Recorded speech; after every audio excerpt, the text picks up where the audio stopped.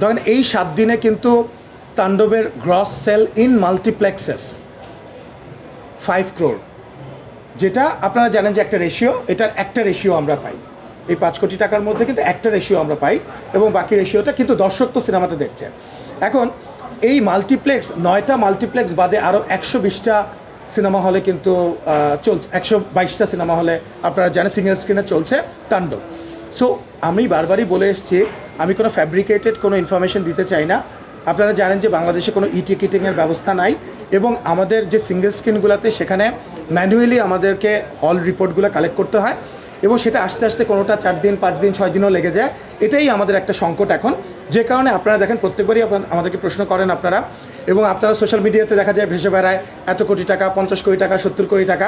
So social মিডিয়ার সাথে কোনো সম্পর্ক নাই। আমি এটুকু বলতে পারি যে সমসাময়িককালে যত সিনেমা রিলিজ হয়েছে আপনারা তথ্য সংগ্রহ করেন, তাণ্ডবের ধারে কাছে কোনো সিনেমা নেই ব্রেক করেছে তাণ্ডব। কিন্তু আমি এক্স্যাক্ট অ্যামাউন্ট কেন আপনাদেরকে এখন বলা সম্ভব না, বিকজ আমি তো, আমার কাছে সব রিপোর্ট তো আসে নাই, বাট আমার কাছে যে খবরগুলো আসছে বিভিন্ন হল থেকে সেটা খুবই আশা